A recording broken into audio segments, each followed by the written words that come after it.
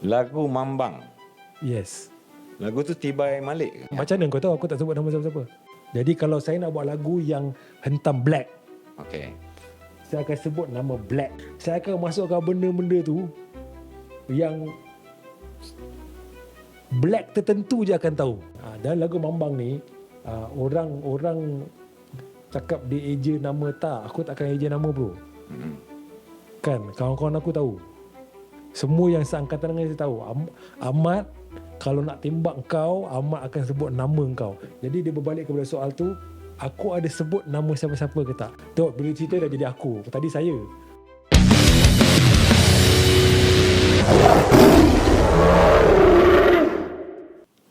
Assalamualaikum dan selamat malam kepada penonton dan pendengar The Tiger Show Podcast.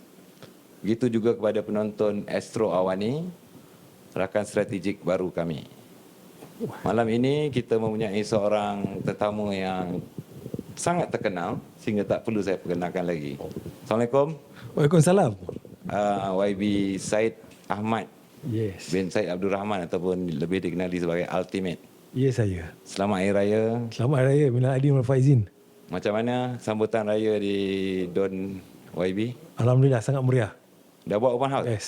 Belum, open house Ahad ni 27 hari bulan. Dewan Datuk Ahmad Azali pukul 2 petang hingga 7 malam. So maksudnya pendengar Tiger Show ni boleh datang lah semua? Boleh datang. Kita tidak mengalu-alukan. Kita nak meraihkan semua. Okey. Saya panggil Ultimate, okey eh? Boleh, silakan. Ultimate ni seorang yang dah berjaya dalam bidang hiburan, terutamanya nyanyian. Alhamdulillah. Kenapa tinggalkan semua tu untuk politik? Lepas tu masuk parti PKR pula tu. Apa yang ada dalam dunia politik ni yang you tak boleh achieve dalam kerjaya sebagai penyanyi? Sebenarnya saya tak tinggalkan dunia hiburan untuk politik. Saya tinggalkan dunia hiburan full stop. Memang rancangannya ialah tinggalkan dunia hiburan ni apabila saya mencapai 40 tahun. Walau apa terjadi pun. Kan? Dan saya tinggalkan dan saya masuk ke alam perniagaan. Tetapi kita tahu mungkin 2019 atau 2020 lah COVID jadi dan saya mula buat kerja-kerja amal. Kan? Dan sambil masa tu saya memang celik politik, bukan aktif politik, celik politik. Dan saya rasa saya boleh menyumbang kepada hala tuju negara dengan lebih efektif jika saya terlibat dalam politik lah. Celik politik tu maksudnya sebelum ni ikut perkembangan lah? Saya ikut perkembangan daripada saya mungkin habis sekolah kot, 98, 99. Kan? Dan saya dalam industri kreatif ni saya seorang usahawan. Jadi usahawan ni kita bekerja sendiri. Bila kita bekerja sendiri ni, kita berniaga ni kita tahu yang salah satu faktor yang mempengaruhi ekonomi ialah politik. Kan? Jadi kita kena celik politik lah. Kalau tanya saya lah. So waktu 98 tu Datuk Seri Anwar dipecat. Antaranya. Waktu tu you ada simpati ke Datuk Seri Anwar? Tak ada, saya mengikuti. Mengikuti. Waktu tu belum macam ada pergi demonstrasi ke, ada tengok-tengok ke dari jauh? Yang demonstrasi apa tu? Reformasi tak ada. Ya, reformasi itulah. Ya. Saya tak boleh nafi atau saya tak boleh confirmkan yang saya berada di demonstrasi bersih. Tak boleh nafi dan tak confirm kan lah. Okey. Sebelum ni ada penyanyi-penyanyi yang bertanding pilihan raya. Contohnya Hermantino, Ya. Datuk Aisyah. Ya. Tapi semuanya gagal. Kira Ultimate ni penyanyi yang pertama lah menang pilihan raya. Apa perasaan Ultimate apabila hari keputusan pilihan raya negeri bila you menang? Saya rasa bersyukur lah. Dan saya rasa macam okey, inilah rezekinya dan akan datang, rezeki ni datang dengan tanggungjawab, jadi kena bersedia untuk macam mana awak kerja keras dalam industri kreatif, macam itulah awak kena kerja keras dalam pekerjaan ini. Macam waktu you bertanding kat Dewan Negeri Lembah Jaya tu, you sebelum tu dekat Bukit Antarabangsa kan? Saya tinggal di Bukit Antarabangsa, betul. Masa tu dah masuk PKR Bukit Sudah. Bukit Antarabangsa atau Lembah Jaya? Tak, dia PKR, dia Ampang cabang yang sama, Ampang. Dua-dua Ampang.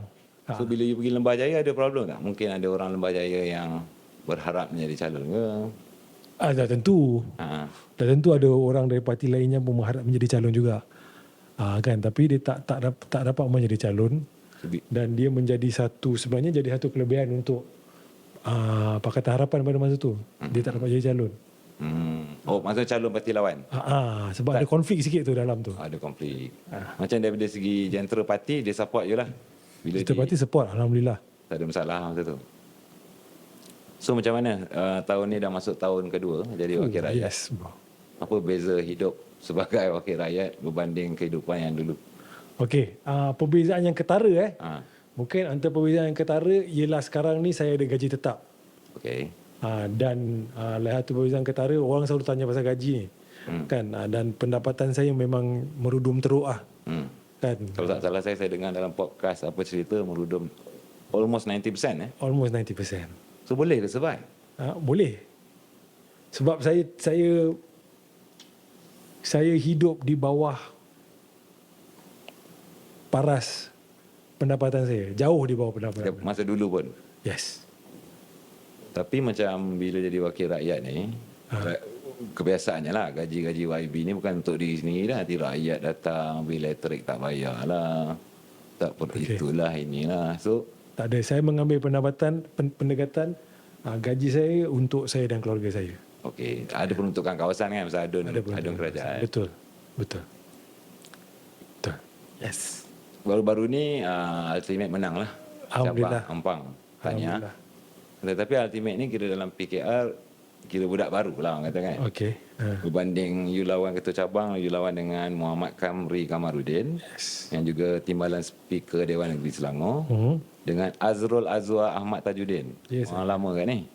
Bekas pegawai khas Tan Sri Khalid Ibrahim. Apa rahsia ni? Apa rasa dia? Apa rahsia dia? Adakah sebab Ultimate ni terkenal sebagai penyanyi, ahli lagi kenal ke ataupun Itu awak kena tanya pengundi. tak yalah maksud pengundi inilah parti. Maksudnya macam ni boleh kalahkan kira orang lama ni lah. Saya rasa dia macam pilihan raya biasa juga umum. Dia macam pilihan raya umum di mana kita kena santuni target market kita, iaitu pengundi lah. Kali ini target marketnya jauh lagi kecil sebab dia melibatkan ahli-ahli cabang sahaja. Kan? Jadi kalau kita santuni mereka dan mereka yakin dengan kepimpinan kita, dia akan bagi kita undi lah. Cabang Ampang ni dalam berapa ramai? Cabang Ampang ni antara paling tinggi. Tak salah saya 19,000 lebih. Ya Allah, ramai. Okey, dalam pemilihan cabang di seluruh negara baru-baru ni juga menyaksikan banyak nama-nama besar tumbang lah. Antaranya menteri seperti YB Nik Nazmi di Setiabangsa. And then timbalan menteri YB Akmal Nasir di Johor Bahru. Kalau ahli parlimen pula P. Prabakaran di Batu dan ramai lagi. Mereka ni semua dikaitkan dengan timbalan Presiden PKR Rafizi Ramli. Lepas tu dalam media sosial sekarang ni banyak heboh mengatakan macam seolah-olah macam ada usaha terancang untuk membunuh orang-orang Rafizi. Apa pandangan Ultimate? Saya rasa kalau ada saya tak tahu. Saya rasa tak ada. Tapi kalau ada, saya tak ada tahu menahu lah. Saya tak ada tahu menahu lah. Saya kadang-kadang saya dikritik untuk pendekatan saya di mana saya cuma jaga cabang saya. Saya jaga hal cabang saya sebagai ketua cabang, dan sebagai wakil rakyat saya cuma ambil tahu tentang kawasan saya. Kan? Itu dikritik juga? Itu dikritik juga. Dikritik oleh? Ahli parti. Ahli parti? Ahli parti. Ya. Jadi baru-baru ni saya tengok dekat Instagram ke Facebook, pergi juga Sabah. Betul. Itu program parti kan? Tu program bukan, tu program menteri pengguna dalam negeri. Pengguna dalam negeri. Oh, YB tu. YB Azmizan. Azmizan. Dia menjemput saya sebab saya ada menolong dia sedikit tentang hal-hal harta intelek untuk industri kreatif ni. Kan saya ada bagi pandangan sikit. Dia kata datanglah open house. Maksudnya you jadi macam duta untuk harta intelek ni? Tak ada. Dia memberi maklum balas. Kan ada isu-isu harta intelek ni yang bagi sebelah muzik ni ada juga isu-isu dia, tapi bagi sebelah macam pelakon ni kadang-kadang tak ada langsung. Okey. Macam pelakon-pelakon di negara yang dah terbangun ni, dia ada royalty. Ada Ada. Macam penulis, contoh? macam di US ada royalty. Royalty untuk pelakon? Ya. Kalau kat Malaysia ni maksudnya bayar sekali habis. habis. Ha. Oh, dia tak dapat royalty. Ya, So tak kita dapat start dah nak perkenalkan di sini ke macam mana? Tak ada, saya rasa kita boleh mula kaji untuk memperkenalkan sistem tu. Saya tak pasti lagi macam mana kan. Tapi saya rasa kalau ada tu dia boleh membeli satu boost kepada keberlangsungan hidup orang kreatif lah. Macam untuk lagu okey Lagu okey ke?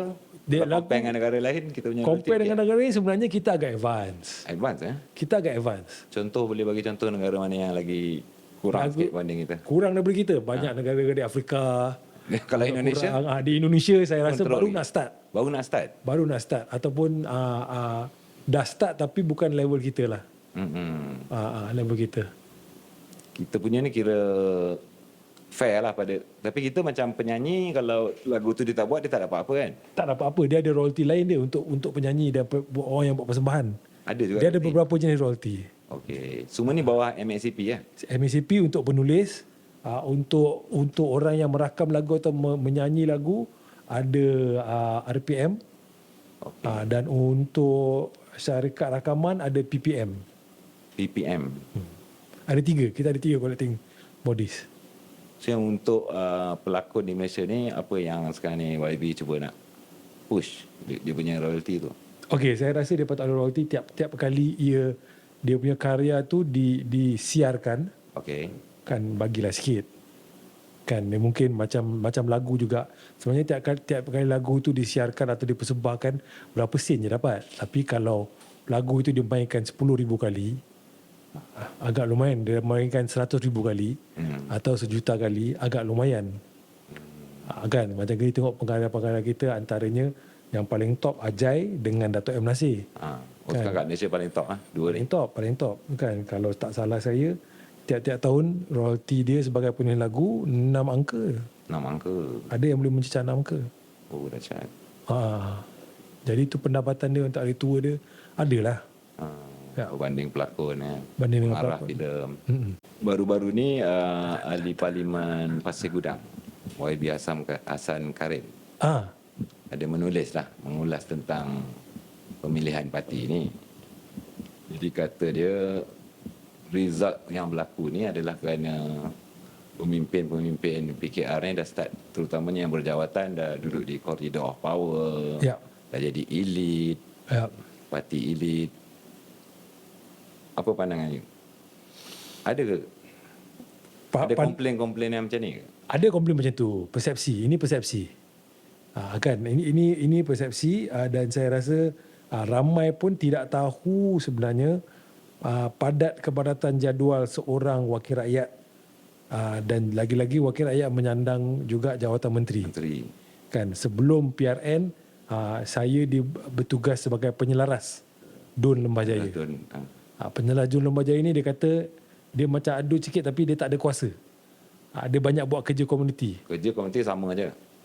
Kerja komuniti sama je lah. Sama je. Bezanya Jadi, tak pergi dewan je lah. Bezanya pada mulanya dia cakap bezanya cuma tak pergi dewan. Tapi sebenarnya bezanya lebih daripada tu. Oh ya? Dia ada pergi.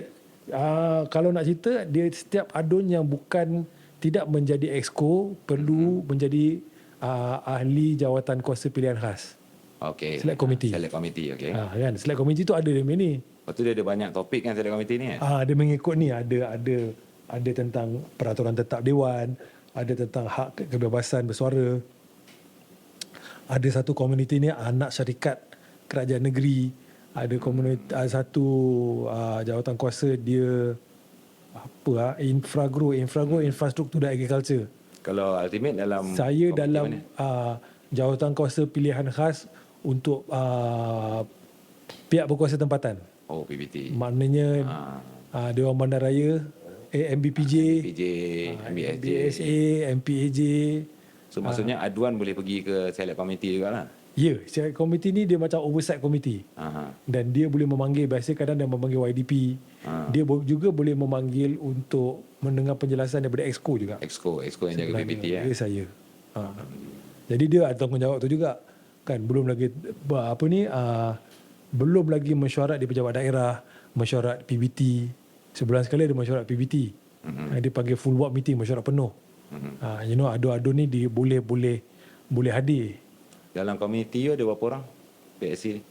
Select committee Komuniti 7 orang. 7. 7 orang. 4 kerajaan, 3 pembangkang. Pembangkang ada kat dalam? Kena ada. Dia semua. Semua ada Semua adun yang tidak menjadi exco kena masuk dalam ni. Setakat ni macam di Selangor, macam mana pembangkang di Selangor? Pandangan YB. Pembangkang di Selangor untuk saya majoritinya mereka sangat prihatin dan membawa isu-isu kawasan. Boleh kerjasama? Maksudnya kerjasama antara kerajaan dengan pembangkang tu kalau di Selangor ni lancar lah? Saya rasa agak lancar. Mereka bolehlah menjalankan tugas mereka sebagai satu sistem semak dan imbang dalam DUN. Saya rasa ada dia punya inilah, dia punya objektifnya tercapai. Tercapai. Dan kita kena tahu yang kadang-kadang ni zaman sekarang ni apa yang kita berkatakan Dewan bukan saja dirakam di Hansard tapi juga TikTok. dijadikan TikTok. Jadi satu elemen showmanship tu ada. Tengok Selangor punya dahsyat, meriah. Agak meriah lah. Dia negeri Selangor ni meriah. Tapi kena dalam batasannya, selagi dalam batas dia tak menjadi masalah. Selagi dalam batas tak menjadi masalah. Jadi ada beberapa topik yang kita tak boleh sentuh. Contohnya 3R. 3R. Kalau boleh jangan sentuh. Kan. Jadi ramai adun ni sama ada di belah kerajaan atau di belah pembangkang, dia mengambil langkah yang okey, kita nak cerita pasal hari ni saya nak cerita pasal parit. Di kawasan desa. Yang nak cerita. Kalau kita di bandar ni kadang-kadang kita isu-isu yang lebih bertemakan bandar seperti strata. Kan, penyelenggaraan jalan. Jadi majoritinya bawa isu-isu tu. Isu-isu kawasan. Okey. PKR dan Datuk Seri Anwar Ibrahim ni sebelumnya kira macam champion kepada demokrasi, kebebasan bersuara. Minggu lepas kita ada jemput kita punya guest orang daripada Bersatu. Okey. Naim Brandej. Okey. Yang akaun TikTok dia sekarang yang dah ke-9. Alhamdulillah. Bila saya cek, maksudnya dia punya akaun tu tak adalah menyentuh 3R ke apa ke, tapi di-sekat Boleh? TikTok. Okey. Platform lain macam YouTube, Facebook semua dia lepas. So apa pandangan YB tentang ni, tentang kebebasan bersuara di bawah Datuk Seri Anwar Ibrahim ni? Saya rasa orang yang memulakan kebebasan bersuara ni atau kebebasan media lah senang cerita. Sebenarnya Allahyarham Tun Abdullah. Okey. Antara yang mulakan lah. Antara yang mulakan betul. Kan? Dan saya rasa sekarang ni saya rasa agak baik, lagi baik daripada dulu. Kebebasan bersuara lah. Ya YB. Sebab macam contohnya waktu zaman Datuk Seri Najib, saya bekerja dengan satu portal yang bernama The Malaysian Insider. Okey. Dengan Jahabar. Portal ni disekat. Okey. Antara yang membantah itu adalah orang PKR. Okey. Sekurang-kurangnya di zaman Najib, dia sekat portal lah, itu pun ketika MDB dah peak. Tapi masa tu kita tak pernah dengar akaun-akaun macam media sosial yang personal ni kena sekat. Betul. Jadi zaman sekarang ni berlaku. Okey, so kita kena tanya. Pada masa tu, akaun media sosial individu ni ada impact macam sekarang atau tidak? Yelah, ada impact. Mungkin sekarang impact lagi besar lah. Tetapi selagi dia tak langgar 3R, kenapa dia sekat juga? Saya tak pasti, kita tanya. Tak pandangan YB sendiri, saya rasa seorang yang champion kepada kebebasan bersuara. Kalau tengok pada lagu-lagu you sebelum ni lah. Kebebasan bersuara bukan kebebasan consequences of what you say. Betul. Lepas tu mesti akan ada tindakan lah. Kalau dia fitnah, lah. boleh disaman. Kalau menghasut, dia nak hasutan. Betul. Tapi kalau yang macam komen biasa-biasa kritik kerajaan pun kena sekat. Macam mana ni YB? Saya rasa kalau komen biasa-biasa kritik kerajaan pun disekat, jauh lagi banyak akaun yang akan disekat. Bukan saja akaun saudara Naim kita ni. Yalah, Naim ni one of the example lah. Banyak lagi TikTokers yang kena, yang tak, yang macam Ratu Naga contohnya, beberapa charge kan. Yalah, Ratu Naga pun ada juga yang disilap, tapi ada juga isu-isu lain yang so who's to say? So pada you sekarang ni lebih baik lah. For me lagi baik. Kan? And kita tengok sekarang ni trend, satu dunia pun trend. Dia trend kepada cuba meregulate, trying to regulate percakapan yang dianggap ekstrim mengikut budaya masing-masing lah. Kan ada tu dia dekat hate speech. Dia kata tak boleh ada benda-benda yang lebih kepada body shaming, fat shaming pun dia boleh ni. Jadi dia mengikut budaya masing-masing. Kan, dan tapi saya kata dia dari segi kerajaan mengambil langkah ni bukan tak ada apa-apa yang istimewa yang diambil oleh government of the day. Yes. Macam mana tak diistimewa macam mana? Tak ada. Malaysia ni tak ada keistimewaan. Sebab kita tengok negara lain pun tengah ambil langkah-langkah yang sama. Ada negara yang mengharamkan penggunaan beberapa platform media sosial untuk warga negara yang di bawah umur tertentu. Oh, umur lah. Ada juga. Kan kita tengok ada juga ibu bapa yang mengharamkan permainan online seperti Roblox kepada anak mereka.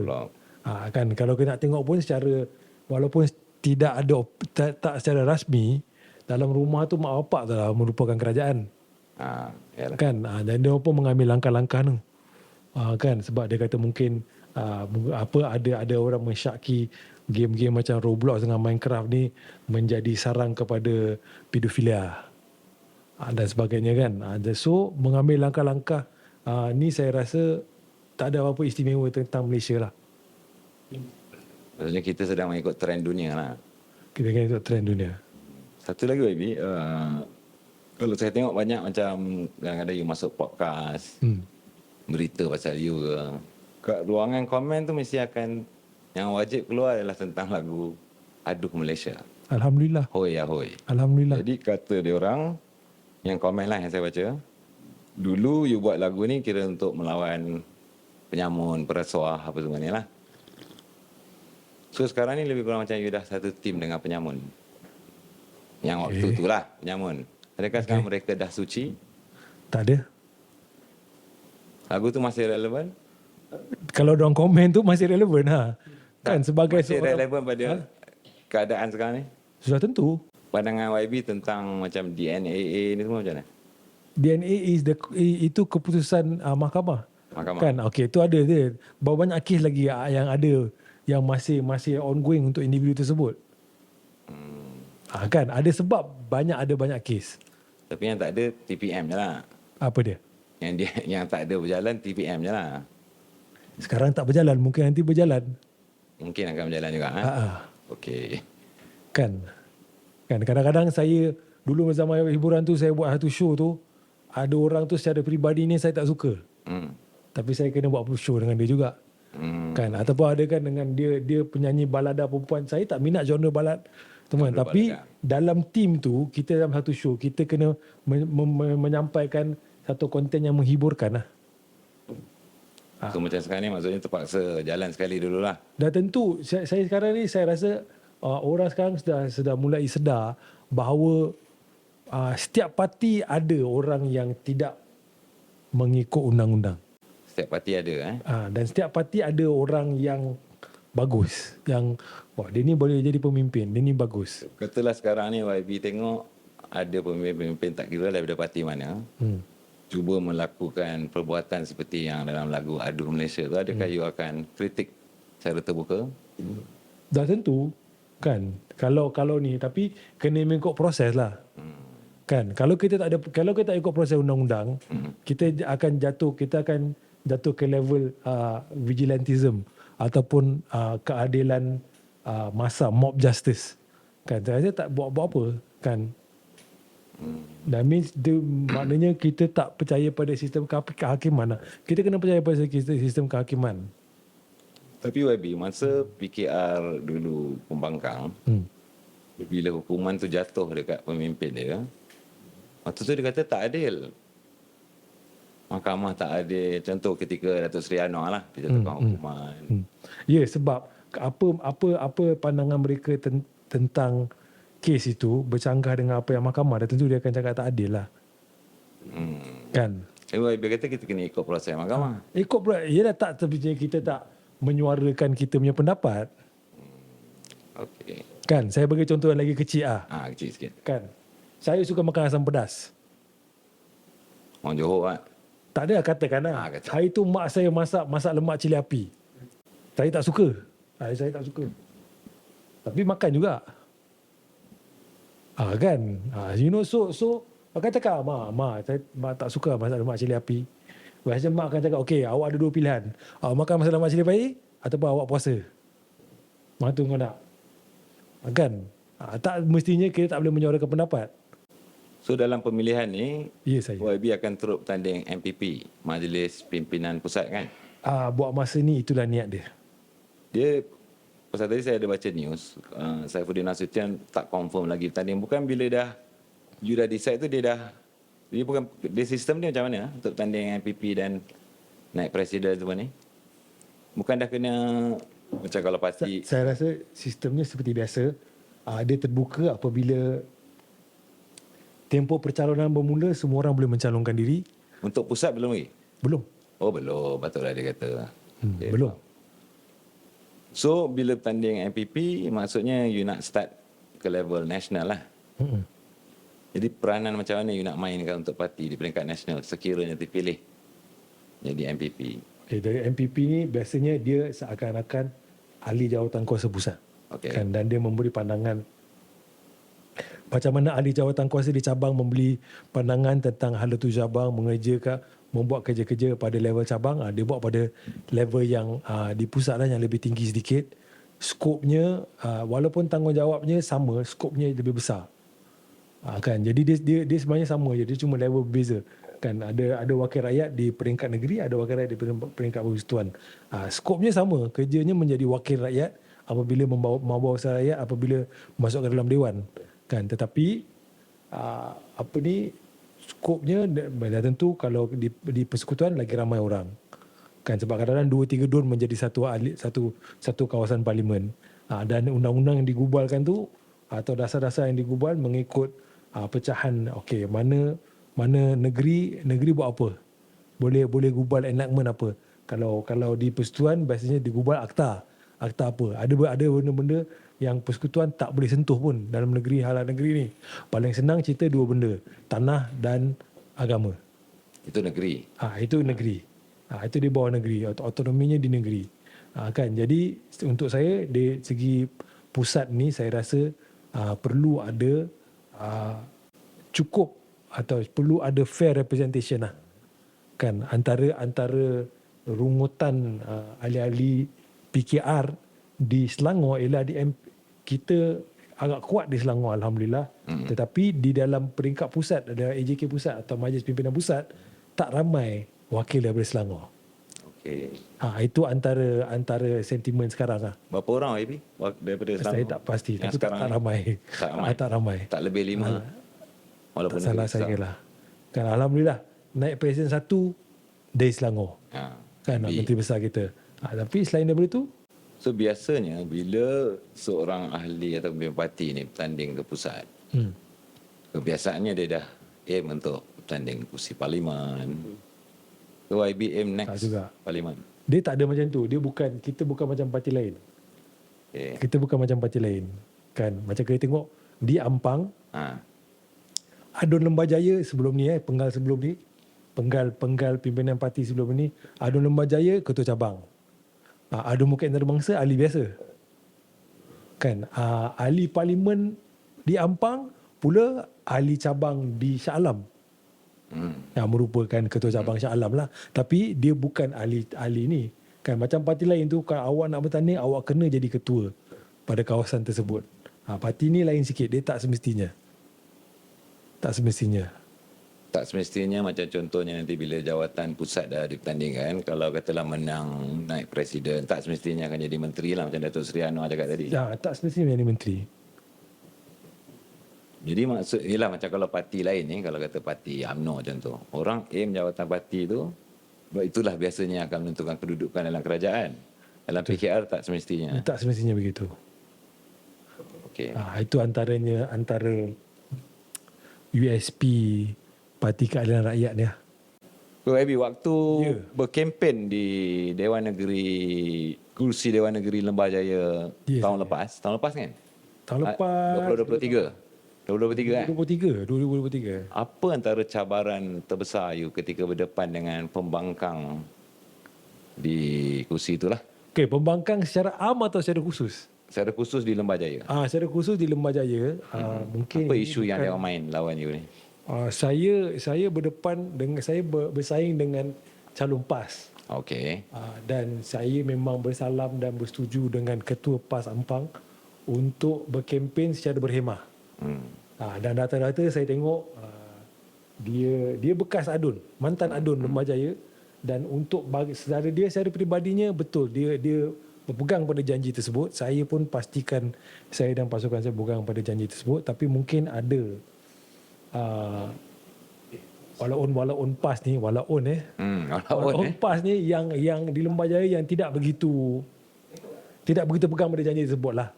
Jadi antara benda yang paling senang dia nak guna tu senjata untuk menyerang saya ialah dia kata dia ni penyanyi, dia tak reti semayang. Tak reti semayang kata? Tak reti semayang. Jadi So macam mana you lawan naratif macam tu? Jadi antaranya ialah kita tahu kita tahu kita kena tunjuk yang kita tak boleh semayang lah.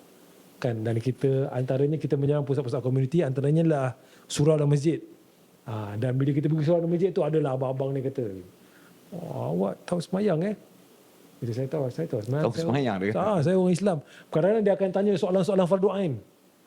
Doa aku nak tahu baca.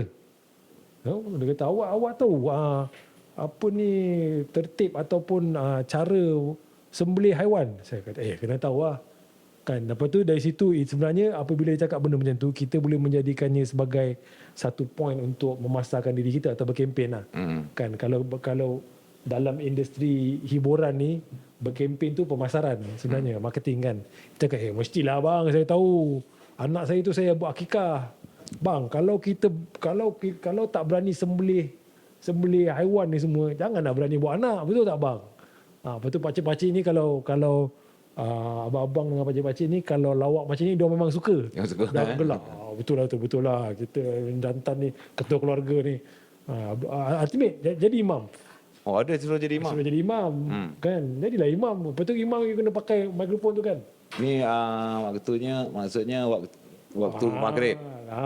Maghrib kena baca kuat. Kena baca kuat. Jadi kita bacalah. Baca kuat. Lepas tu kita... Surah tu ni surah. Surah apa menjadi pilihan ultimate ketika mengimamkan? Saya baca surah pendek. Dan dia tanya, awak baca surah pendek? Ya, saya baca surah pendek sebab maghrib bang. Maghrib ni waktu dia pendek. Jadi kita baca surah pendek.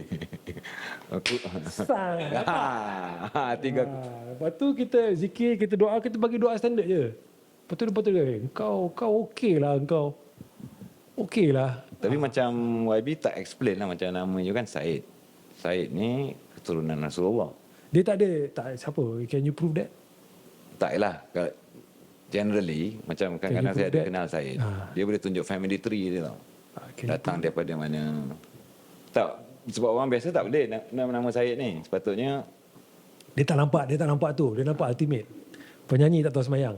Okey. Lagi cabaran lagi. Dia tahu menyanyi, dia tak tahu buat kerja. Jadi kita tunjuklah. Untuk saya itu satu kritikan yang membina. Kan? Jadi kita boleh pusingkan benda tu menjadi satu advantage. Sebab bila dia cakap bila keputusan keluar tau, kau tengok lah ni dia penyanyi, dia tak boleh buat kerja. Dia menurunkan bar tu tau. Apa kita punya, maksudnya penyanyi dah menang, dia tak tahu buat kerja lah. So dia tak, kau tengok nanti dia. So macam mana you lawan tu sejak jadi Buatlah kerja. adun? Buatlah kerja. Ada macam pusat khidmat, ada buka hari-hari apa semua? Tidak buka hari-hari, kita buka pada Isnin hingga Jumaat. 10 hingga pukul 6 di Laman Niaga, Ampang Waterfront. So dia mesti ada hari rakyat bertemu YB? Ada hari spesifik? Ada, biasanya Isnin dan Jumaat. Isnin dan Jumaat? Ya. So biasanya berapa lama you spend time kat pusat khidmat ni? Biasanya Isnin hingga Jumaat, kalau boleh satu hari saya di kawasan. Sama ada saya dalam pejabat ataupun saya pusing-pusing kawasan lah. Kalau Lembah Jaya ni, kebiasaan dia problem-problem rakyat setempat ni apa masalah yang... Sebab dia padat juga kan? Dia padat. Dia Alhamdulillah rezeki saya dapat satu don yang padat. Jadi daripada pejabat saya nak pergi mana-mana dalam don tu 20 minit. Kan, Alhamdulillah. Kan, dapat don yang yang kadang-kadang tu macam, bukan nak cakap apalah, saya dah biasa kan bila dapat don, kita pergi ke don yang kawasan besar macam Kuala Kebun Baru, Dengkil, kita macam mana aku nak jaga ni kan. Jadi kita padat, apa nama ni, saya dia don ni sebenarnya, Lembah Jaya ni orang nampak sebagai urban, tak, dia bukan don urban, Dia ada kawasan kampung. dia ada juga, kawasan kampung. Saya ada 7 ketua kampung. 7 ketua kampung. 7. Besar. Saya ada 7 ketua kampung, saya ada 5 ahli majlis dalam zon saya. Dalam kawasan saya ada kawasan yang T20, Taman Ta dalam Dun Lembah Jaya. Tapi majoritinya lebih daripada 40% penduduk Lembah Jaya ni berada di dalam golongan B40. Jadi masa-masa B40 kan, masa-masa keberlangsungan hidup, masa-masa api air nak kena potong, masalah biasa untuk kawasan-kawasan urban seperti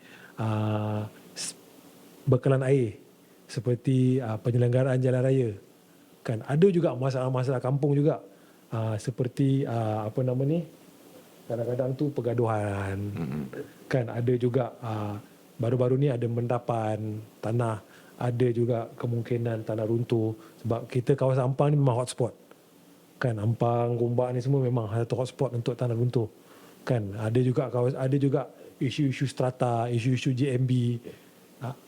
Benda-benda macam tu menjadi memang makanan ruji untuk kami di Pusat Khidmat Masyarakat lah. Macam mana you adjust? Macam maksudnya kehidupan yang sebelum ni, masa tu you nak jadi introvert pun boleh. Masa you jadi Boleh. masa tu boleh lah. Masa you jadi penyanyi, you tak nak jumpa orang pun boleh. Sekarang Boleh. ni bila serve di kawasan-kawasan Jalan Lembah Jaya ni, you kena selesaikan isu yang kita panggil KBSM.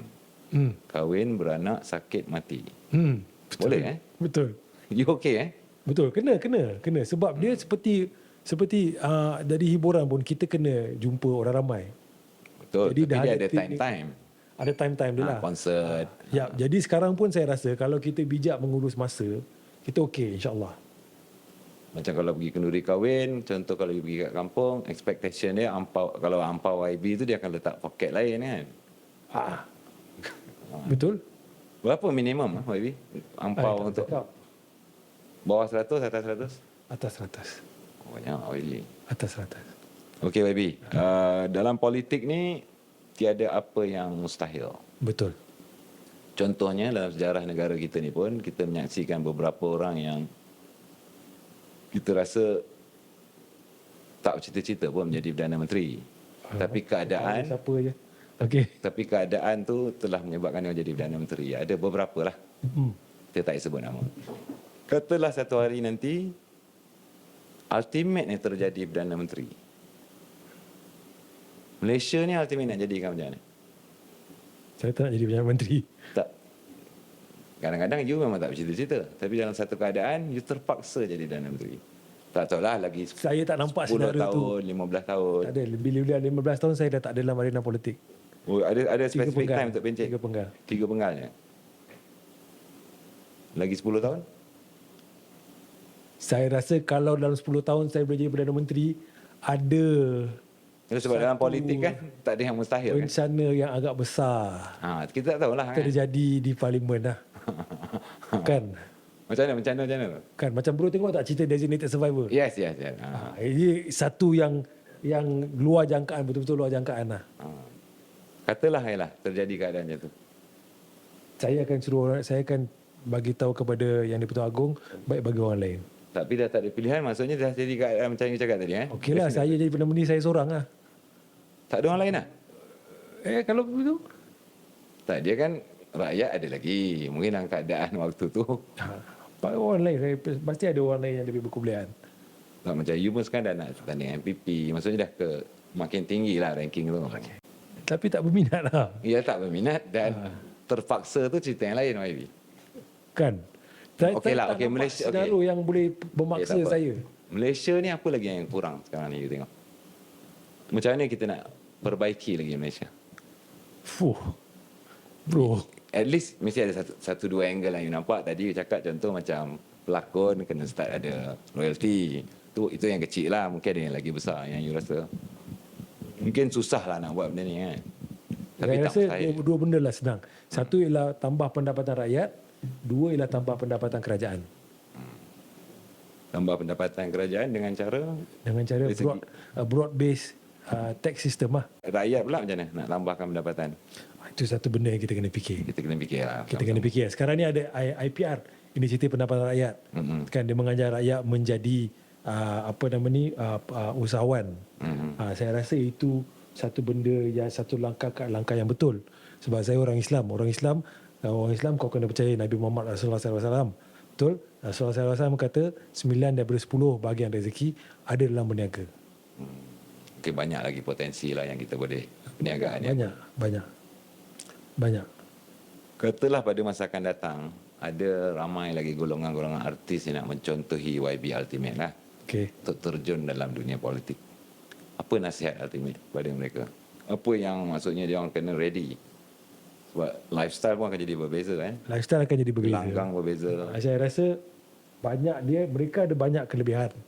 Sebab belum apa-apa pun mereka dah berdepan dengan rakyat. Berdepan dengan orang ramai. Itu kelebihan mana orang lain Itu kan? kelebihan orang-orang atau pekerjaan-pekerjaan seperti penghibur, doktor. Sebab dia berdepan. Dan kedua, berkempen ni macam memasarkan keluaran baru. Jadi ada. Kan? Lepas tu jika ada politik ni kita memang kena hentam dengan netizen. Artis dah biasa dengan Dah benda biasa. tu. Kan? Cuma diorang kena sedar yang tanggungjawabnya jauh lagi besar lah. Kan kita ada masa-masa dalam hidup ni kita diberi isyarat betapa besarnya tanggungjawab kita apabila kita maju ke depan. Untuk saya di antaranya apabila saya menikah. Kan? Saya menikah tu berasa gementar tu sebab fikir bagi tanggungjawab ni. Kan awak tanggungjawab jadi ketua keluarga. Kan? Jadi itu satu benda lah. Kan? Dan saya rasa dia lebih kepada memberi daripada memberi atau memberi khidmat daripada memuaskan diri. Kan kalau artis ni bukan penghibur artis. Artis. Ni dua benda yang berlainan. Kan bila artis ni dia cuma kena puaskan diri dia saja. Kalau awak berartis yang sejati, anak seni yang sejati, apabila dia berkarya tak ada satu orang pun suka, dia tak ada masalah sebab dia suka karya tersebut. Penghibur berbeza kan? Penghibur berbeza. Penghibur perlukan orang luar suka. Artis dalam. Wah, janji aku suka. Aku rasa lagu aku best. Aku rasa novel aku best. Tak ada orang suka pun tak ada orang suka. Tu bezanya. Kan? Tapi dalam ni memang itulah. And kita kena tahu yang mungkin bahasa ini kasar sedikit. Tapi kerja politik jadi wakil rakyat ni adalah kerja kontrak. Kerja kontrak? Kerja Macam mana tu, kontrak. Ibi? Sampai penggal habis. Lepas tu kontrak awak tamat. Jadi awak kena renew kontrak lah. Renew kontrak, Dan majikan awak yang pengundi ni akan majikan awak sebenarnya.